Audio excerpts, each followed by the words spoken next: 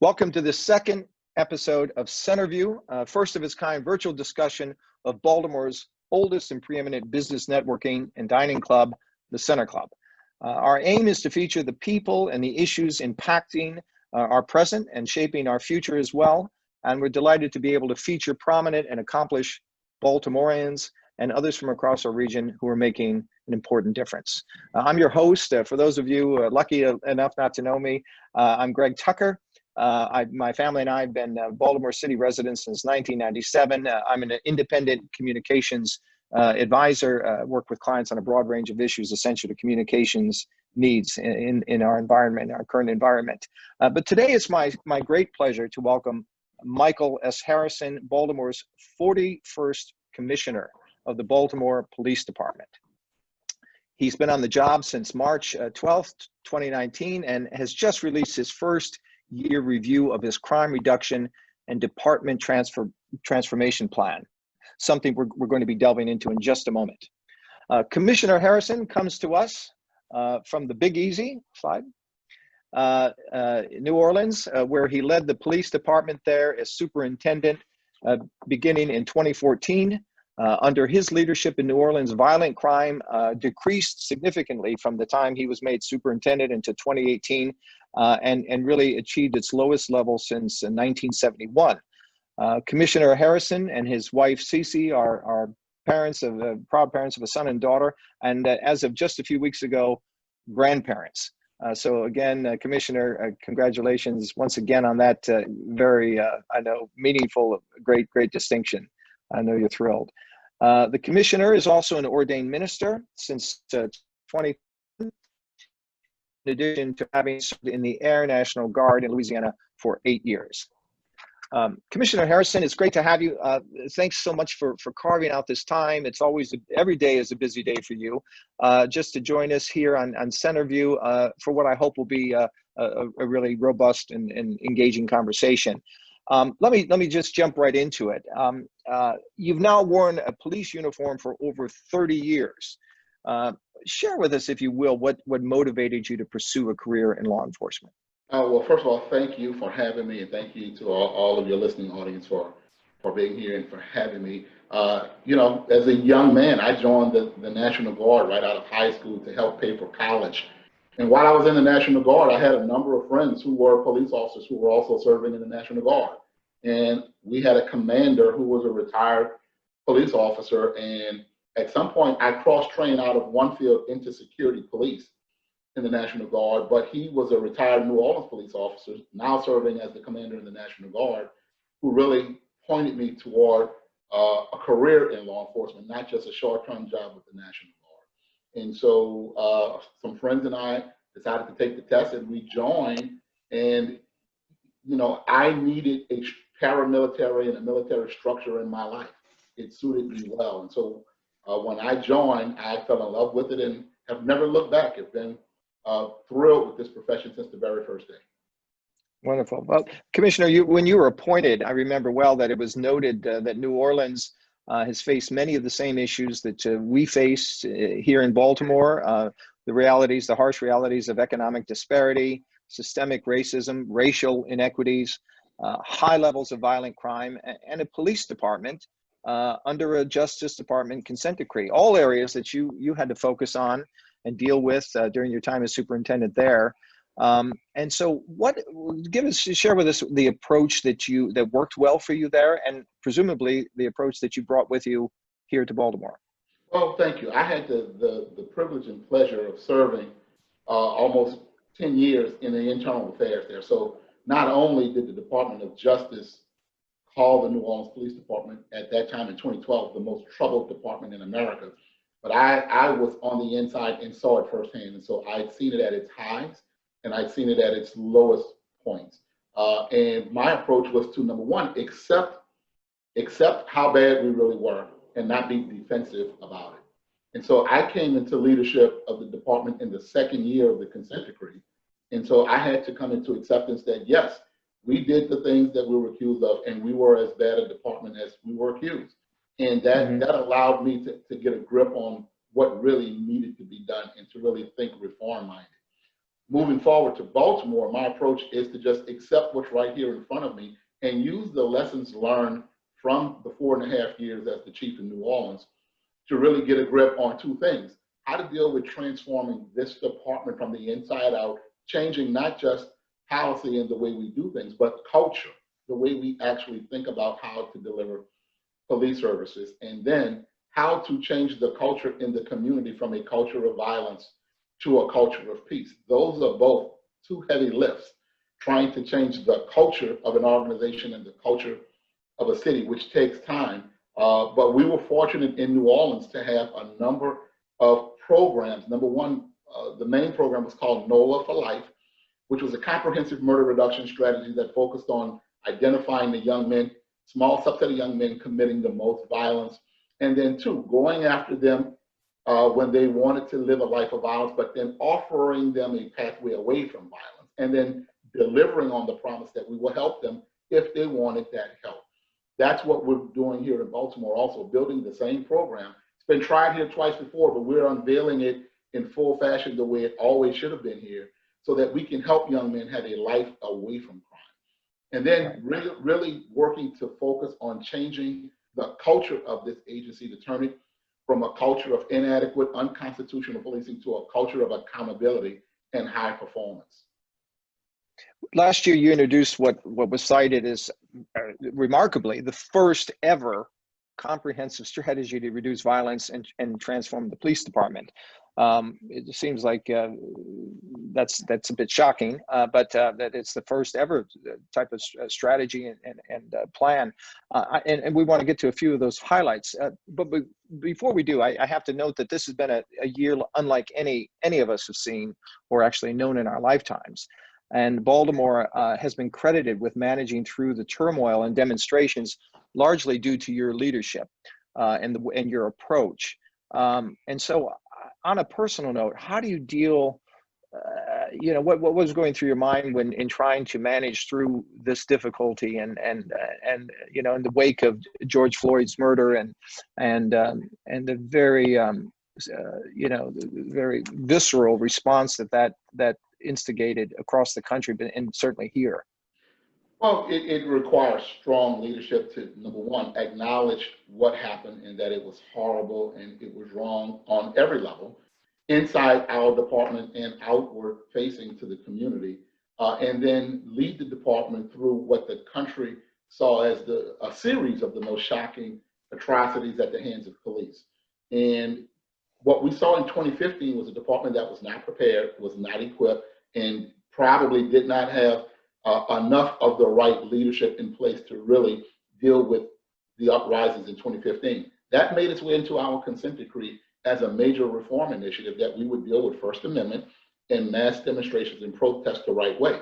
Since then, we have now equipped all of our people with the appropriate equipment and trained every member of our department and institutionalized that kind of training to every member of how to deal with mass protests and demonstrations in the appropriate way, and that we're properly equipped to do it. And so what we saw was remarkably different this time around in 2020 than what we saw in 2015. The members showed great restraint, they showed great acceptance and tolerance, and even facilitated people exercising their First Amendment rights. Even when we were under attack and had things thrown at us, we showed great restraint, and that's a remarkable turnaround from what we saw in 2015, which is a sign of progress that we have turned the corner and we're turning into a different department. But thank you for the compliment, but it is a part of our consent decree, and that was one of the main points that led the department into its consent decree. Let me ask you, Commissioner, on a personal note, how do you deal with the sentiments that are widely held and have been expressed very prominently that it's the police who are the problem? Obviously, it's got to take a toll. It's on you. It's got to take a toll on your department and those men and women that you lead. Could you speak to that a bit? Yeah, sure. First of all, I don't take it personal. And what I teach members of our recruit classes, for example, we started a class of 47 new recruits today. And I told them today, and I will tell them again at their graduation 30 weeks from now, that the residents and citizens might take things personal, but police cannot. because it's not personal against us and it's not personal against Michael Harrison, but it's the profession at large that people have issues with. And there are officers in different departments who have done things to create a black eye for all of us. We don't like being painted with a broad brush, but I don't take it personal. I understand what the real root causes are to crime. And it's not just on police, although there's some fault at police in our inability to do things or our lack of willingness to be good at policing. But I fully understand what the root causes are, and I make sure that I try to teach the members of our agency what the root causes are and the root issues are that drive people toward crime or pull people toward crime, and that it all can't be on police. And so it is our job not to take it personal, but to be a part of the solution and to make sure that we're connected with nonprofits, with government, with the academic community, with the healthcare. All of us have to be a part of the solution. It can't just be on police, and we can't take it personal when people accuse us of it. We just have to always find a way to do a better job. Right. Well, thank you. Thank you for that. For those of you who are joining or just joined us a bit late, this is our second edition of CenterView, our monthly Zoomcast, sponsored, hosted by the Center Club, and we're delighted to have with us Commissioner Michael Harrison of the Baltimore Police Department. So let's turn now to your first year report. This is an important milestone for you. Again, you started in March of 2019. Been a lot. I imagine you couldn't possibly have imagined all that you would have to face. Transition of a mayor who brought you here, of course. The issues of crime and violence that and of course the department, everything you've had to try to get your arms around and begin to transform. So we're going to put up a slide here that gives some metrics. We continue to feel still and feel and hear that crime is not getting under control here in our city, and yet that's really not the case. So if you could walk us through some of the key metrics you've included in this first year report, I think that would be helpful and really give us the perspective that I think maybe some of us lack. So thank you. And there are some crime metrics in the first year report, which any of you can find on our website, and certainly we put it out there. But these are more recent numbers as of August the 15th. Crime is down in every single category that we're dealing with. And though it doesn't always feel that way, and it doesn't always seem that way because there's crime and there are the perceptions of crime. There's being safe and there's feeling safe, and there are differences between those. But we are actually experiencing crime reductions in every category, especially violent crime, double-digit decreases. And although we had a tough violent weekend, this weekend, we were down Friday 70 shootings and down 10 murders. So now we're down 8 murders and 60 shootings as of this morning. That's not anything to celebrate, and we're not touting that, but we're giving you the numbers because people ask for them and want to know where we are. I heard on a talk show this morning, a talk show host was talking about crime being up and shootings being flat and up. That's actually quite false. It's actually down. But while we're seeing other major cities are experiencing double-digit increases in shootings and murders across the country. And then there's the conversation about where there's a pandemic, fewer people are out. And the pandemic is the reason for the crime reduction. Well, there's some merit to that, but our bad actors who are committing shootings and murders are still out there. Drug dealers and drug addicts are still out there.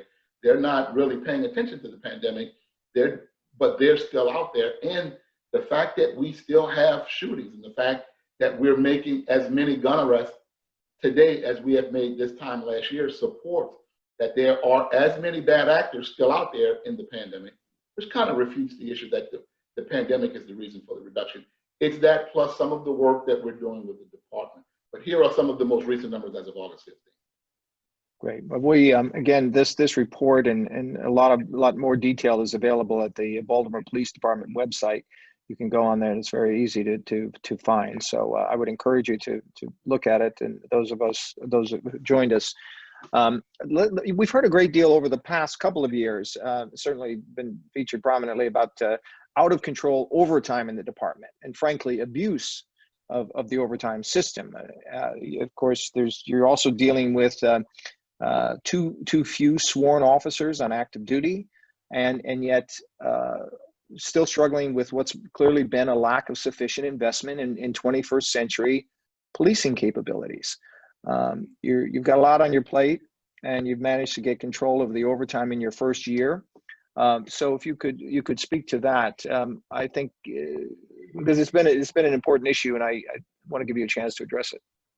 Thank you for that. When I got here, what we found was that officers were working overtime and were signing up, and there were no controls. There were no systems or measures of accountability. And so officers would work anywhere they wanted to work. Now, yes, we have a shortage of officers. We have 215 vacant positions, which converts to overtime dollars.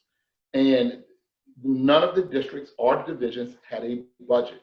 What we did was, number one, create a budget based on the allocation of dollars. And then we created goals and objectives for what we wanted the overtime to be used for, and the metrics by which we wanted to know if, when the officers worked it, did we achieve the goals and objectives. Thirdly, Greg, we put a cap on how many hours an officer can work in a day, so we can make sure there was 8 hours rest between getting off a 16-hour day and reporting back the next day, speaking to the officer wellness, so that officers are adequately prepared to work and can give a full day's work because they have enough rest, and we're tending to their wellness. And then lastly, we put measures of accountability and control and force officers to ask permission and then be granted permission to work based on the goals and objectives. Nobody was asking permission and nobody was granting it, and everybody was working, and we were going over the budget every pay cycle. Well, we came in and put those measures in place. The last 6 months of last year, we saved $2.5 million. The first 6 months of this year, ending the fiscal year, we saved $2.5 million for a $5 million savings in 1 year, just by putting some simple measures in place to have managerial and supervisory controls and create goals and objectives, and then performance metrics to see if the officers actually perform well and it was worth the money. Very, yeah. It's if you run a business, you'd certainly want to be managing your your biggest expense, which of course is people. That's and right. Your main resource. So, how do you measure? So we've got some impressive metrics in this first report and first review. How do you measure bring about the cultural transformation? How are you measuring that, which is of course right up there with your top priorities? So there's so many things we're doing. We're working on bringing on new facilities. We went into a new police academy. We'll do a ribbon cutting in the next couple of weeks. We will be moving into a new police station. We're bringing on new cars. We're bringing on a 20-year overdue records management system that would take us out of a paper environment, because we're still handwriting pay slips. We're still handwriting police reports and not using technology. And so we're moving into the digital age now, and all of that we outline in this first year report. But culture change is the hardest of all to do. Mm-hmm. Buying things and building policies and protocols is fairly easy, but the culture change is hard. And so we will, we'll look at how, number one, we reduce crime, which is an obvious metric, but the murder rate, in addition to the crime rate, is a separate metric that we'll be looking at. Because here in Baltimore, we've always been judged by the murder rate, not by the overall crime rate. Number two, consent decree compliance. We're in a federally mandated consent decree. Can we, number one, implement this consent decree and bring the department into compliance with all 18 core areas of the consent decree? And thirdly, as we reduce crime and implement the consent decree and bring us into compliance, can we improve citizen satisfaction? And so those are the three metrics we use in New Orleans, and I think those are the core three metrics we'll use here in Baltimore. Can the department, according to the Department of Justice, the monitors and the judge, be in compliance with the consent decree? Can we experience crime reduction and murder reduction? And can we improve citizen satisfaction with the performance of its police department? Well, on that point, I mean, you're so much of your reputation is really about making discernible, measurable change and progress. But again, I'm going to keep coming back to the personal, because I think that's people are interested in you and who you are, and of course you put yourself out there. You've been everywhere, and so churches and schools and businesses, and so people have gotten to know you, fortunately. But do you fear that some cop under your command somewhere is doing something that he or she shouldn't, and which of course results in taking 2 steps backwards for every big step you're trying to take forward. You know, Greg, that's always a concern. I think every chief, number one, thinks about their employees getting hurt. We think about citizens getting hurt and killed, and then we think about perhaps, you know, who's out there doing the right thing versus who's doing the wrong thing that could ruin all the goodwill we've built and the good work we're now doing. Yes, that's a concern, but by putting in these protocols, by building a better internal affairs that have reduced complaints by 25%, reduced the time it takes to investigate those complaints by 30%, by creating a different disciplinary system and putting all the protocols in place to have a culture and systems of accountability and transparency in the organization that should prevent officers from making those bad decisions and committing those bad acts. It's equally important to think about now how the agency responds to it. There will always be some bonehead officer who will step out of line and do something. I think the citizens should judge us not just by that, but by how we can reduce those incidents, but how we respond to them and handle them and work to remove those people from our organization. Thank you. Thank you. On June 30th, I want to keep going here because we're getting a lot in, and we'll have some questions. Open this up very soon here to questions from our participants. Again, you joined CenterView, and you're Commissioner Michael Harrison of the Baltimore Police Department. So thanks to all of our. I see some people are still joining. On June 30th, the U.S. Conference of Mayors issued its major report on police reform and racial justice, and you were part of the rollout of this significant report. I suppose the first takeaway is that really in cities across the country, there is a serious breach of trust, coming back to that point, between those who police and those who are policed. I'm not sure if that's a source of encouragement or despair, but what would you, again, I know you were very involved with this report. Would you like to speak to that? Yeah, first of all, I was very proud to be invited to join the U.S. Conference of Mayors with 2 other police chiefs from Phoenix and Columbia, South Carolina, to join a working group of mayors from Chicago, Tampa, and Cincinnati to look at what's happening in America and to come up with recommendations about bringing best practices to all police departments, especially the 1,400 police departments that are in the 1,400 cities that make up the U.S. Conference of Mayors. And so we were asked to take about 2 months to put this together, and we wanted it to be different than President Obama's task force on 21st century policing. What we wanted to do was make sure we could create recommendations for national standards so that use of force could look the same across the country, and there could be standards for that, and how we deal with union collective bargaining agreements and police officers' Bill of Rights and discipline and training and all of those, in recruiting and hiring, all of the issues that police departments have that build either good or bad culture that leads to good or bad performance. And so we wanted to really come up with some sound recommendations. So I was proud to be part of that working group. And of the 1,400 cities that make up that conference, we're hoping that every state and most of the cities in all those states would look at those recommendations and say, okay, the country is asking for reform. Here are recommendations that will give us a blueprint on how to make that reform. We're fortunate in Baltimore to have a consent decree. The reality is that when we talk about reimagining policing and what people are protesting and demanding they want to see in policing, we are 3 years into what people are already asking for and what many chiefs are now starting to have to think about. And because we have this consent decree, we reimagined what good policing should be 3 years ago. Now, we're not there yet. We have a long way to go, but we're 3 years ahead of every other department who's just getting started to deliver on what citizens are demanding. I've heard you say on several occasions that the problems we're facing in our cities, certainly here in Baltimore, are really not alone. And you said it at the beginning. They're not alone police officers' responsibility or even their ability to fix. And in some cases, the police shouldn't be involved at all. I know that's been you talked about de-escalation and how do you get mental health experts involved in ways that they're better suited to deal with some of these issues.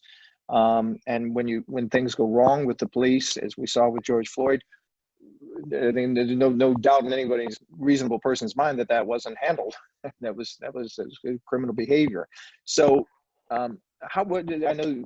Let me give you a chance to speak to that as well. Well, when we talk about what police should be doing, the classic example, there are too many to talk about now, but the classic example is, should we be responding to mental illness calls? And, there's a debate. Should we be the primary responder? Should there be a co-responder or joint responder model? Or should we not have to respond at all and somebody else can respond? And, that's really at the core of what the defunding police movement is all about.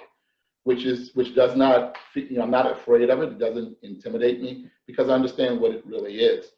When you talk about the defund the police, and it really is, should the police stop doing a certain set of work and take away the funding, or should we stop doing the work and keep the funding, or should the funding stay, but we give the work away? I use the analogy, Greg, of building a stadium. When you talk about defunding and moving work like mental illness calls and others away from the police, in this analogy, we talk about building a stadium where we've never torn down a stadium and then stop playing a game and then build a new stadium, which, by the way, takes a year or two to build, and then resume playing in a new stadium. The appropriate thing to do, and what history has proven to us, is that we build a new stadium while we continue playing in the old stadium, transition out of the old one into the new one, and then tear down the old stadium because the new one is prepared to handle the new thing. My question is, if we're going to not handle mental illness calls or any other kind of calls, are those disciplines and entities even ready to take it from the police? Are they built? Are they 24-hour organizations? And can they handle it when there's violence involved? And what should that look like? And who's in charge of it? And so what we don't want to do is create gaps where we stop performing something and someone else is not ready to start performing it to the level that we're doing it, because we don't want to create gaps which would create more harm than good. That's the debate for me of what defunding and moving work away from police means to us. Right. Well, thank you for that. Well, it's we always promise to give ample time for our guests. That's the whole premise of this, and the format of this, to give our guests, those who have joined us, a chance to be part of the dialogue. So it's time to hear from our virtual audience. And if you have questions, comments, ideas, anything you'd like to share, again, relative to Commissioner Harrison's purview and his area of responsibility here in Baltimore, we welcome it. And so we would ask you, you can all, those of you who wish to, you can share your video, you can activate your video. And then those of you who have a question, we're going to try to do this in an organized way. You would unmute your speaker, of course, and then we're happy to take the first question.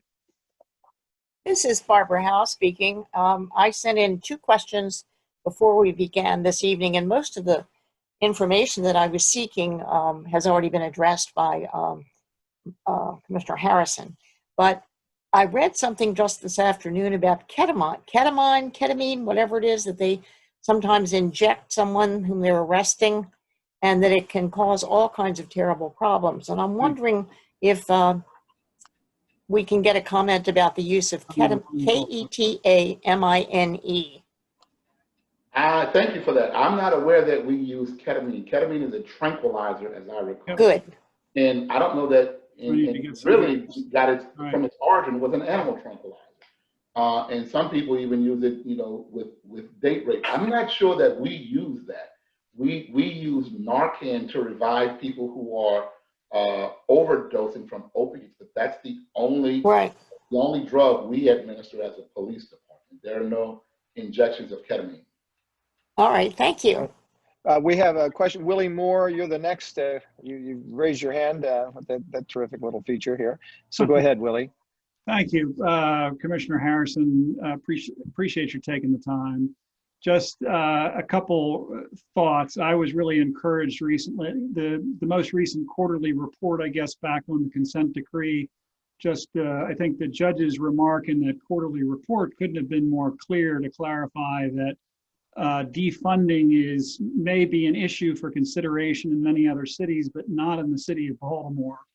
And while you were clear to talk about one of the elements of defunding is for consideration is talking about those mental health issues. I think there are others that have broader interpretations of defunding.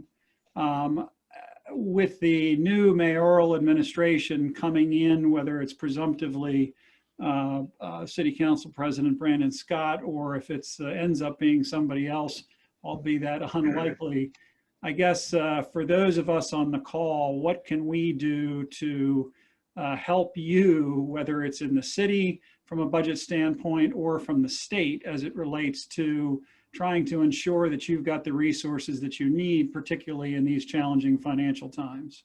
Well, first of all, thank you for that. And the judge was very clear. And I admonish all of you to go back and look at his comments on, so that you can be aware and informed of how the court views where its police department is. But I think the thing you can do and others can do is to make sure you are in contact with your local council members and state delegates to make sure your budget priorities are made known to them and what you'd like to see in your police department. First of all, that aligns with this consent decree, because there's nothing we can do that can fall out of line with what's expected by way of the consent decree. But that the budget priorities are made known to people who make decisions about the budget, and those are your council members. And while I'm in the executive branch of government and I get to execute and manage the police department, the budget priorities laid out to the mayor, to the council members, those are things that are carried out by the people you elect to represent you. Thank you. Michael Saxon, you have your hand up, so you're on. If you unmute. Yep. Thanks, Greg. And Commissioner Harrison, welcome. Thank you. Really delighted that you've come to Baltimore, and delighted with the progress being made under your leadership. You talked to us a little bit about how you communicate with the new recruits and bring them into the new culture. I imagine that the veteran rank and file officers have gotten a lot of mixed messages over the years. They've certainly experienced a lot of turnover in leadership, changes in strategy. They may or may not believe in the changes required by the consent decree.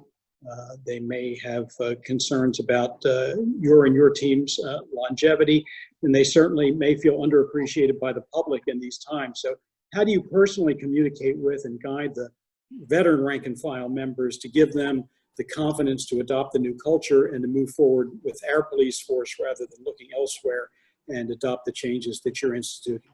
Well, those are such great points. I have to first of all, I have to make sure I have the right leadership team in place at the executive level and the command level to carry out the mission and vision of the police department and my messaging on a daily basis.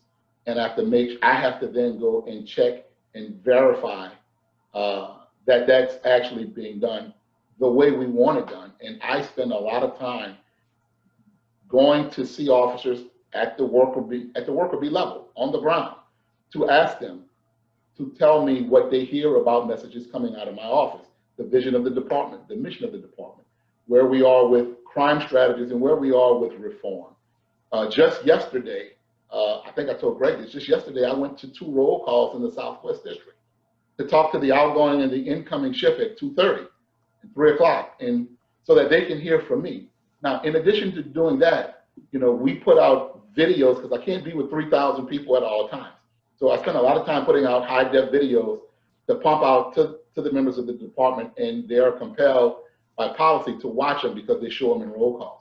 So we send a lot of messages from my office through technology, but I actually spend a lot of time on the ground asking them to explain to me what they hear and what they know, what they believe. And then it's just like your veteran officers believe, well, we don't believe it until we see it. Well, when new cars show up, they feel better. When new police stations and new buildings show up, they feel better. And as often as we can provide these progress reports like the one Greg is showing you, those are ways we make them feel better about improving conditions and really dispelling myths and putting out the facts. Thank you. Commissioner, we have a question in the chat room, and I don't know if the person wants to be identified, but I'm going to ask the question. What are you doing about the pattern of police bias toward Black men, particularly young Black men in low-income neighborhoods? Well, that's a great question, and that's the core of our consent decree. what's called patterns and practices of unconstitutional policing. And number one, we've retrained the entire department on the best practice use of force, which took us almost a year to build that policy. And last year, in October, November, December, we put all 3,000 members through that training. After having that policy built with community input and then approved, of course, by the Department of Justice, the monitoring team, and the judge. This year, we're putting all of our members through what's called stop, searches, and arrest training all of our members on the appropriateness of the way we conduct stops and the way we engage members of a community, especially low-income communities where perhaps cops may think there may be more crime, and sometimes there is. But we're certainly training everybody on the nation's best practice of stop, searches, and arrests and Fourth Amendment. Those two things right there, along with implicit bias training, cultural sensitivity, all of those types of training, and community policing. By the way, we have the department's first ever comprehensive community policing plan, which is on our website, and I admonish you all to go take a look at it, which talks about how we build relationships and build trust and do all the things that the person asking the question is asking about, and how to do it in a constitutional way. So all that's happening right now as we speak.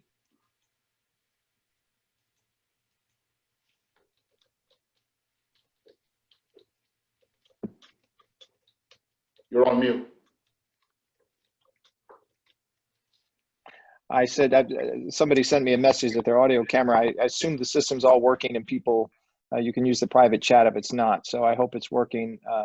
Somebody sent a note that their camera's not working. Another question from one of our participants says, since it costs more to incarcerate an individual for a year as compared to teach an individual, appropriate education provides a pathway to employment, which presumably reduces crime. What are your thoughts on shifting funding from policing to education? That's a familiar issue. Well, first of all, I absolutely agree that education is the key, and education, when it's done right, prevents crime and prevents people from going down the pathway of crime. My thoughts about shifting funding from policing to education is the same analogy of building a stadium. You have to build the new stadium first and transition out of an old stadium into the new stadium before tearing down the old stadium. You can't shift funding to put into education, because if we want to invest in, let's say, 8-year-olds so that they don't walk down a pathway of crime at 12, the outcomes are 4 years out. So yes, we have to make the investment in education, but the outcomes are not expected for 4 years. I advocate finding ways to make the investment to improve the education system, because the criminals who have committed crimes who have to be held accountable are still out there who need to be held accountable today. That doesn't go away, and you have to do both at the same time. You can't shift from one to another and then cut it off. You really have to phase one out over time as you phase one in. Thank you. Thank you. Other questions here. So the floor is open. Well, Willie, you've got your hand up again, and you're the only one. So I'm going to go ahead and let you ask another question. Go ahead. Okay. Thank you. I was trying to turn my video back on, but it won't let me, but that's all right.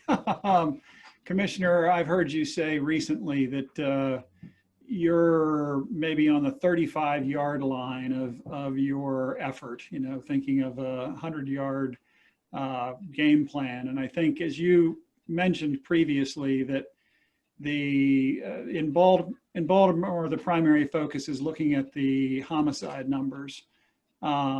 And that being the judge, I know, because we've got the highest homicide rate in the country for cities with population over 300, there's this immense pressure on you as a commissioner.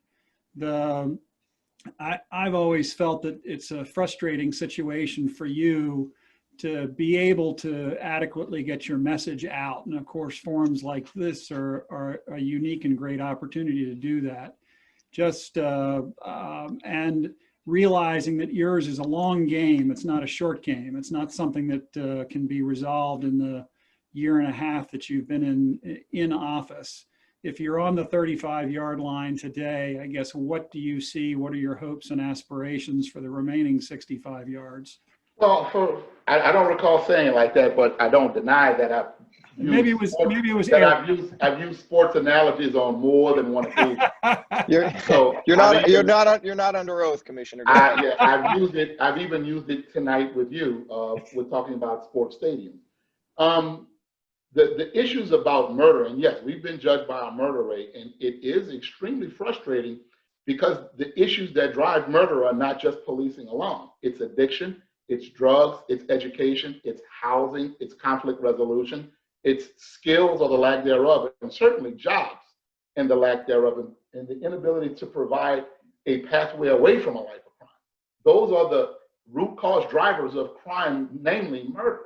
Now, ineffective policing adds to that, but it's only one of the many components that I just listed. So yes, it's frustrating, but we're now building what has been missing for many years, and that is a comprehensive murder reduction strategy that deals with all of the issues that I just listed and brings on board all of the nonprofits who do the work of dealing with prevention, intervention, rehabilitation, and reentry of people coming out of prison and returning home. And so until we deal with that, it's been left at the foot of police to solve the problem, and police chiefs have been judged for not being able to solve it, although those are the issues and the root issues that have to be corrected in order to really see change. We're working to build that right now, and we're unveiling it, and we're bringing in national experts, and we have the support of all the elected officials and the incoming elected officials for this violence reduction program, which is nationally acclaimed. It's how New Orleans made the turnaround. It's how Oakland and others have made those turnarounds. Thank you. Thank you for that. We have a question here. Under the consent decree, you get help from other entities, the Maryland State Police, the MTA Police, et cetera, to deter violence. What right do the citizens have under this consent decree? Because the police can't seem to be able to handle small things such as loitering, street activity, gambling, illegal drug activity. Well, that's a good point. We are now training, like I said this a few minutes ago, all of our officers in the appropriateness of Fourth Amendment stops, searches, and arrests because the consent decree mandates that we do that, because we were inappropriately stopping people and there were unconstitutional practices and patterns of how we stop, how we engage, whether people were loitering or doing something more nefarious. Right now, we are working to teach people how to make the appropriate stops and how to approach people and how to appropriately engage so that it's not an unconstitutional stop, so that when we get complaints of loitering, the officers actually know how to handle it the correct way. What the citizens can do is really, when we get back to having these consent decree meetings, because we were having them every quarter in every part of the city, but they were always very poorly attended. We need people more involved to give us their input on what's happening in the community, because the consent decree is driven by community input. And I think being involved with your neighborhood associations, and certainly being involved with the district operations where you live, being on first name basis with your commander, so that your concerns can be addressed at the district level on an everyday basis. Those are some of the key things, the residents and citizens can do to be involved and to guide how the consent decree is going. Commissioner, we have a question about recruitment, and you mentioned today you just admitted it to the academy. 47, was it? Number 47? 46 Baltimore police and 1 environmental police. Right. And so you know, of course, there's always attrition. So for the 47 that enter, and you've got some 30-something weeks of training before they can be sworn, you'll lose officers. How do you, what is the number? What's the number you need? I guess we should start there. And I was going to ask, what sort of person are you now looking for? We track this. I created a process called RecruitStat, much like CompStat, RecruitStat. Every 2 weeks, we get together and we look at every aspect of our recruiting process so that we can know where we are, not just with how many people are coming in, but how many people are leaving. What we're seeing, Greg, and to all the others, we're not seeing people leaving because of the national uprising and the atrocities we've seen at the hands of police. And we're not seeing people leaving because of COVID. The attrition rate is steady, and we see people retiring who are reaching the 25-year mark and are retirement eligible, but that's been steady from month to month, even long before COVID and even during COVID. We have a number of people, a small number, who resign that are not retirement eligible, and a few of them are resigning in lieu of termination. That is a good thing because we're removing people who don't rightfully deserve to be a part of our ranks and should perhaps not be a part of our profession.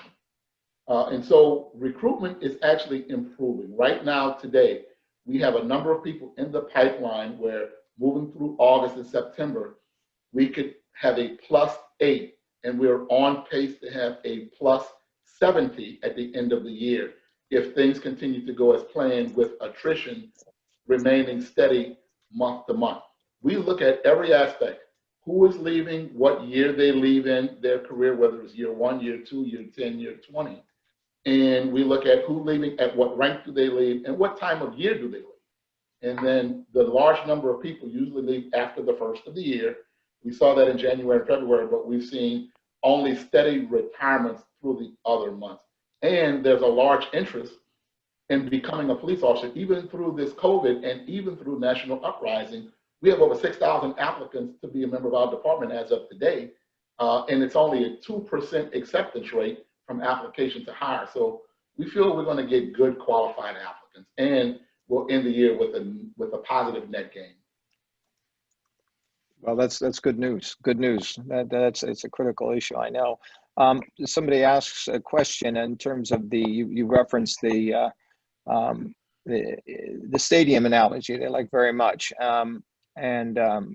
If you were the architect of this new stadium, what would you prioritize in terms of shifting responsibilities from police to other types of providers and systems? Maybe. Well, if I could design it, certainly there would be for low-level calls without violence or without any intelligence to suggest that there could be violence. There could be mental health and healthcare providers who could be a first responder or could be a co-responder with police. Mm-hmm. And certainly there are homeless initiatives that could have investment that could alleviate police from having to receive any of those calls. And certainly there are other kinds of calls that are not crimes that that could go to other city services instead of police. But we happen to be a 24-hour, 7-day-a-week form of government, and we are in every part of the city at all times. And that makes people call police and have a heavy reliance on police. If I could design it, I would design other city agencies to have a 24/7 response and availability, and I would also have other disciplines like the healthcare and mental health and homeless. I would have those advocates heavily funded and staffed, not at the cost of stripping funding for police until it's appropriately ready to handle it.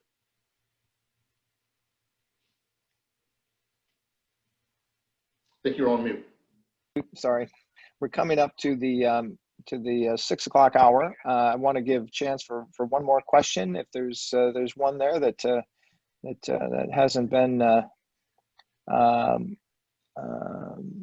Of course, there's a question about carjacking, and this is something you and I have discussed, Commissioner, and that is, of course, we're very focused on the murder rate coming down and homicide rates, but where people feel, what makes people feel unsafe, of course, are the personal crimes, and you're at an ATM machine, or you come out and your car window's busted, or of course, we didn't get into the squeegee boy issues, that have been, again, very prominently discussed here in Baltimore. Not that that's analogous to being held up. I don't mean to imply that. I just mean that there are all these. It's that personal interaction with situations that make people feel very uncomfortable and unsafe. That creates they're leaving the city. Yeah, there are different things that affect people differently. And while in some communities, certainly murder is the most shocking to the conscience of all crimes, it doesn't affect everybody in other parts of the city the same, because robbery may be the crime that really shocks the conscience more than anything else, because shootings and murders are not occurring in that part of the city or in that community. I don't have the luxury of only enforcing one crime, and I don't have the luxury of only being responsive to one crime index. I am held accountable for all of it. for all of it. And for, you know, for some, you're right, for some, it's a car break-in or car theft or robbery or burglary or, you know, or an attack on a child at school. You know, I am responsible for all of it. And so we're here to make sure not only that we work to make people safe, but we want to work to make people feel safe. And, you know, that is our commitment to you. That is the culture we are working to build within this department, culture of accountability and transparency, but a culture of high performance, the kind of performance you pay for, deserve, and expect. And, you know, that's the department, you know, that we promise you, that's the department we're going to deliver. Well, Commissioner, we all sleep better and breathe easier to know that you're on the job, and you've uprooted your life. And of course, your wife, your wonderful wife, Cece, has joined you here and to make your home in Baltimore. So we're thrilled you're here, and we wish you only the very best. We're rooting you on every day and cheering you on, and you and the other officers that, as you point out all the time, are by and large dedicated individuals who wish to serve and to protect and defend us and make our city better and safer. So thank you again, Commissioner. Great to have you. Thank you, and I enjoy being with you this evening. Thank you to all of you. Good. Thanks to all of you for joining this engaging conversation with our Police Commissioner, Michael Harrison, and we'll be our next month's CenterView on the 21st of September, Monday. We'll be with Wes Moore, a Baltimorean who has a new book out that we'll discuss, and other issues that he's very much qualified to discuss and share with us. So mark your calendars for September 21st. Thanks again, everyone. Have a terrific week, and all the best, and we'll see you soon. Take care. Thank you, Commissioner. That was cool. Mm-hmm, yeah, it was I really nice. like that. He was very impressive. Yeah. I didn't know Center Club was doing these guest speakers once a month.